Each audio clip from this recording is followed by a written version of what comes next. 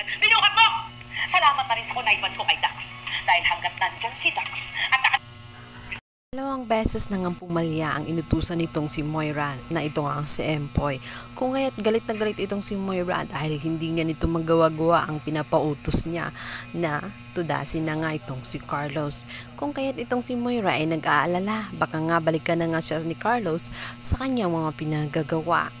Ngunit itong si Empoy, kahit na hindi nga nagawa ng maayos, ay nanaisin pa sana nito na bumali. Kaya naman si Moira ay galit na galit at sinigawan na nga ito na umalis na. Ang akala ni Moira ay makakatakas siya dito kay Carlos. Agad niyang tinawagan itong si Nerissa. Sa oras ng kagipitan, ito lagi ang kanyang natatakbuhan. Sinabi nito na doon muna siya matutulog dahil kinakabahan siya.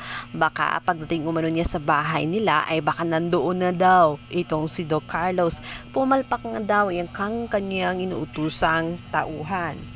Kaya naman galit itong si Nerissa na kung ano na naman ang kanyang ginawa at bakit.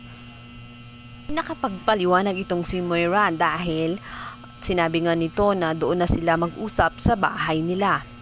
Ngunit pagtalikod nga nitong si Moira ay agad na tatambad sa kanyang harapan ang pagmumukha nga nitong si Carlos at agad din siyang susuntukin kung kaya't nawalan siya ng malay. Binuhat na nga siya ni Carlos at dinala sa lugar na walang katao-tao. At nang magkamalay na nga itong si Moira ay dito nga aaway niya itong si Doc Carlos. Hanggang sa dumating sa punto na nagpasalamat siya nang dahil umano kay Carlos ay natapos ang kanyang problema.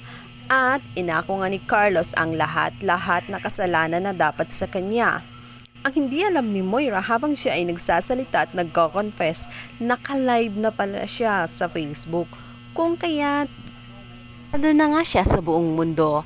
Inangat ni Carlos ang cellphone niya at sinabing mag-hi sa camera at sa mga netizen dahil naka-live lang naman sila at wala nang maitatago si Moira, sisigurado na hahabulin na nga siya ng batas at babalik na nga siya sa kulungan.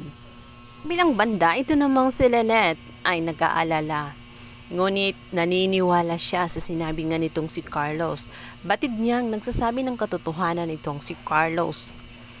Agad din namang itong si RJ ay naniniwala na magagawa nga ni Moira ang lahat ng bagay na iyon at dahil na rin sa marami na siyang record, hindi rin katakataka na gagawin ni Moira ang lahat-lahat, makalayan na lang sa kulungan. Sinabi rin ni Carlos na kasabwat ni Moira itong si Dax. Si Dax ang nagtutulak sa kanya at dinidiin siya sa kasalanan naman talaga ni Moira. Sa tingin naman itong si Annalyn ay may kinalaman itong ang si Zoe dahil madalas niya itong nakikita na nag-uusap silang dalawa ni Dax. At sa pagkakaalam daw nila ay itong ang si Dax ay may gusto kay Zoe, kung kaya't yun ang ginamit ni Moira.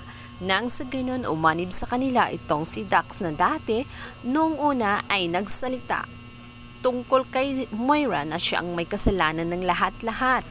Ahil sa alam ni Moira na may gusto si Dax sa kanyang anak ay ginamit na nga niya ito ng tuluyan sa kondisyon na aanib na nga sa kanila at manatiling kanilang kakampi. Ngunit kalaunan ang hindi nila alam na hulog na nga ng tuluyan itong si Zoe kay Dax na ngayon ay may nangyari na nga sa kanilang dalawa. Maya-maya pa nga ay magulantang sila dahil ibabalita na nga ni Nurse Karen at Nurse Evan ang kumakalat na viral video kung saan nakapag-live nga itong si Doc Carlos kasama nga itong si Moira na nagsalita na siya ang may kasalanan ng lahat-lahat. At talagang idinidiin lamang niya itong si Doc Carlos dahil siya ang hinahanap ng batas. Hindi na makakatago si Moira at kahit anong gawin niyang paliwanag ay wala nang maniniwala sa kanya dahil siya na mismo ang umamin sa isang live at maraming netizen ang nakakakita dahil nga nag-viral ang kanilang video.